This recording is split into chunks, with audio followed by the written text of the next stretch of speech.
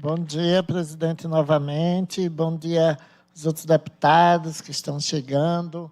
Bom dia novamente à população sergipana. Senhor presidente, no grande expediente, eu vou falar, né, de uma denúncia que a gente está recebendo da liderança quilombola lá do Porto da Areia, em Estância, né, que violam, né, o direito daquela comunidade ao seu território. São duas denúncias gravíssimas que eu já tive a honra de participar e conhecer o território, e eles já denunciavam, né, a preocupação com a possibilidade da construção, né, de um condomínio de casas lá nessa comunidade, que chama Condomínio Viva. E, segundo a comunidade, o condomínio foi construído, senhor presidente, dentro do território quilombola, sem nenhum acordo com a comunidade e, principalmente, sem uma consulta prévia,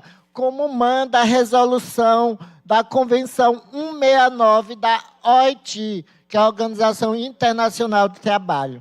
A obra foi realizada próximo ao sítio arqueológico da Pedra dos Caboclos, que é parte sagrada do território quilombola e também usada pela comunidade na vivência da fé, né, dos povos de terreiros. Também é reconhecida como um marco histórico da resistência do povo negro escravizado aqui em Sergipe.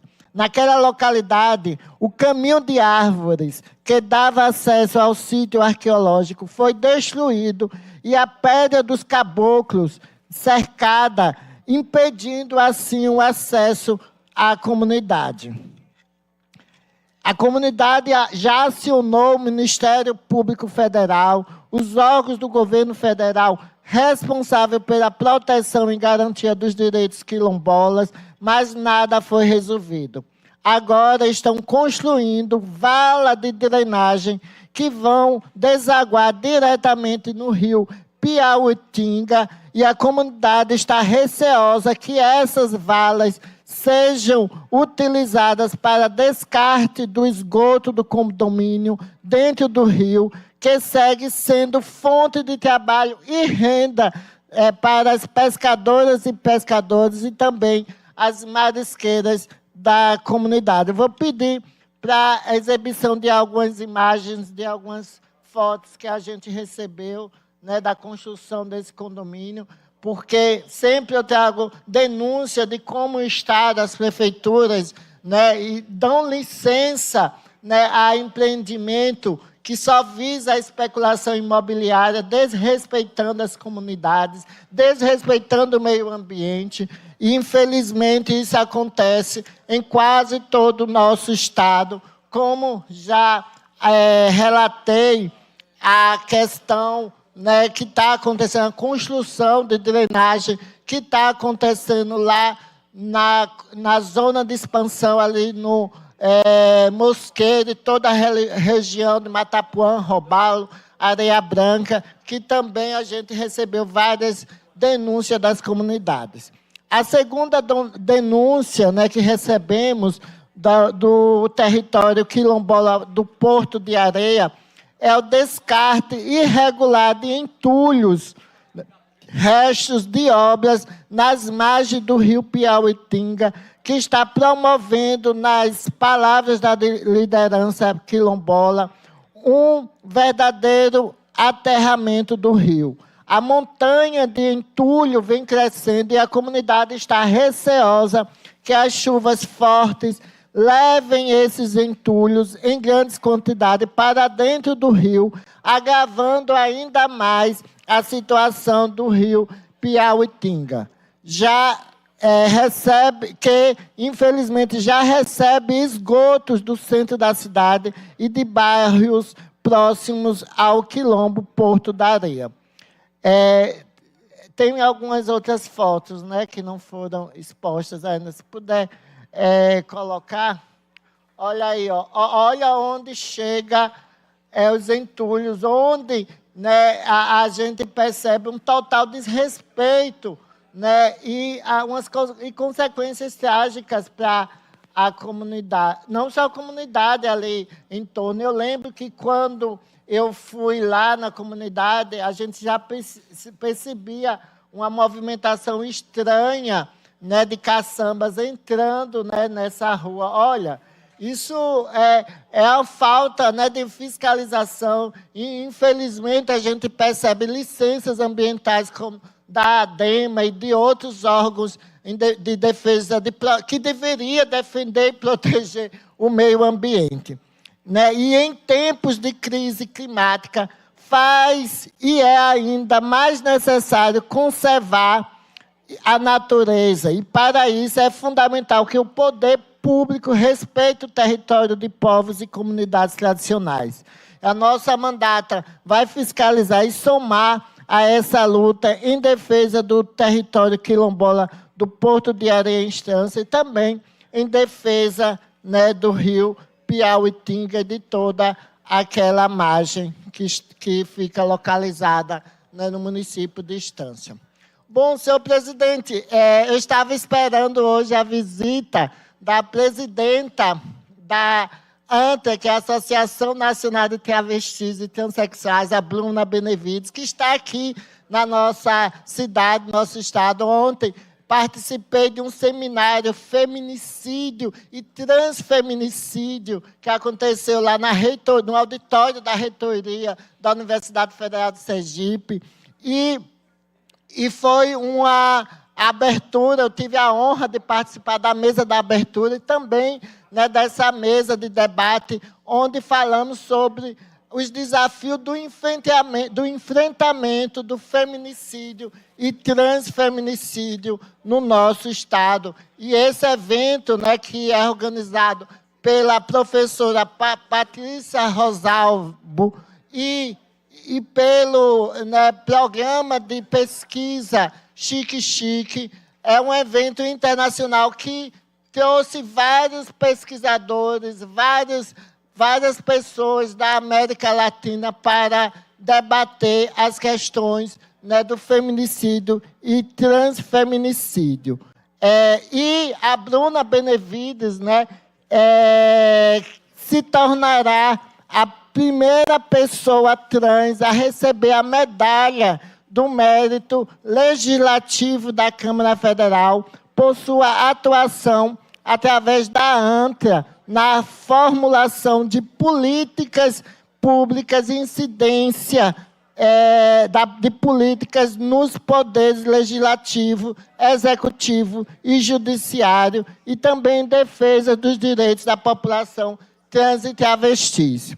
Bruna, ela é uma militante incansável que, diante da omissão do Estado brasileiro, coordena a produção de dados sobre a população trans e travestis através da formulação de um dossiê anual que destaca os índices de violência contra a nossa população. Segundo o dossiê Assassinatos e Violência contra Travestis e Transsexuais Brasileiras em 2023, lançado em janeiro deste ano, a judicialização desses direitos denuncia, frente à reiterada omissão e tentativas de institucionalização da transfobia pelo legislativo, a falta de compromisso do executivo em proteger a população trans, optando por uma estrutura transfóbica em vez de resolver a questão administrativamente.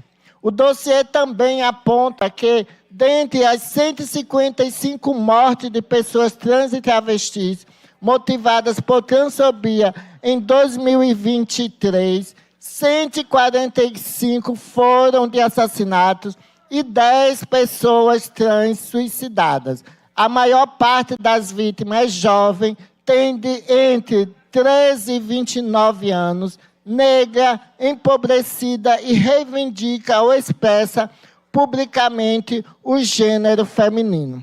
E ainda precisamos avançar muito, e apesar deste cenário que representa uma ferida no regime democrático de direito, eu gostaria de parabenizar a Bruna Benevides, a Antia, por sua história de luta pelos direitos humanos e para garantir respeito à dignidade da população trans e travesti. E para falar nisso, né, e presente aqui, né, na nossa galeria, está, né, Daniel Lima, que faz parte da nossa mandata, que é um homem trans e que também já presidiu a Amo Ser Trans, que é a Associação e Movimento Sergipano de Transsexuais e Travestis, né, e que hoje faz um trabalho ligado à ANTE. A gente, na nossa mandata, tem 4 pessoas que fazem parte da ANTE como secretária, como Daiane Luiz, que é secretária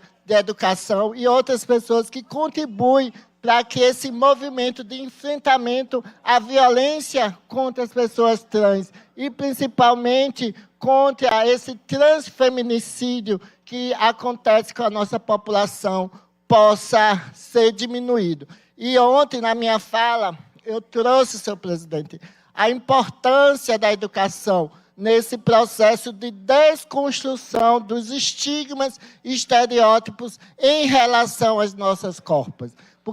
E isso não só ajuda nós, mulheres trans, pessoas trans, mas principalmente no combate da violência contra todas as mulheres. Porque, infelizmente, a gente vive numa sociedade patriarcal, misógina, machista, sexista, LGBTfóbica, que todas as pessoas, né, que vão de encontro ao que é imposto pelos padrões da sociedade, que é imposto ao nos colocar nas caixinhas rosa e azul, acabam sofrendo violência. Se aquela mulher, né, reproduzir esses padrões de que ela precisa ser bela, recatada e do lar, ela não sofre, porque ela tem de aceitar esse tipo de violência. Agora, quando essa mulher não aceita a violência que acaba acontecendo dentro do meio familiar,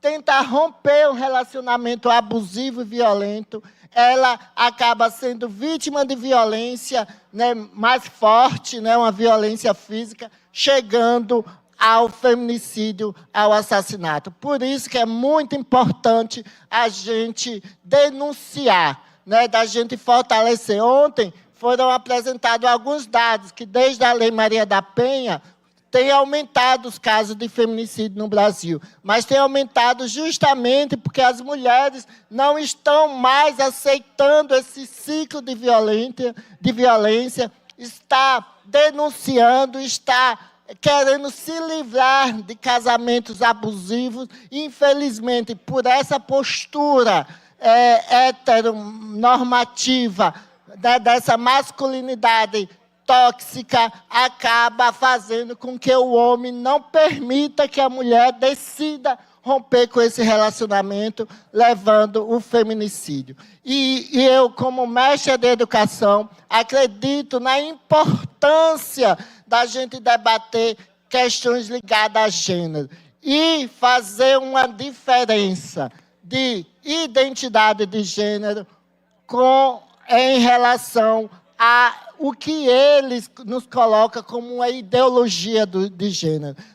Na verdade, não existe. Esse termo ideologia é um termo criado para combater os debates sobre os papéis sociais entre homens e mulheres na nossa sociedade. Eles distorcem isso para querer atacar esse movimento tão importante para a gente refletir sobre essas imposições de gênero que, infelizmente, colocam as mulheres numa situação, né, os homens numa situação de superioridade e as mulheres numa situação de inferioridade. A gente precisa acabar, e para acabar a gente precisa discutir desde a infância, desde a nossa educação no meio familiar, social, colocar homens e mulheres em condições iguais, né, como seres humanos. Somente assim a gente vai viver numa sociedade onde todas, todos e todos terão seus direitos garantidos.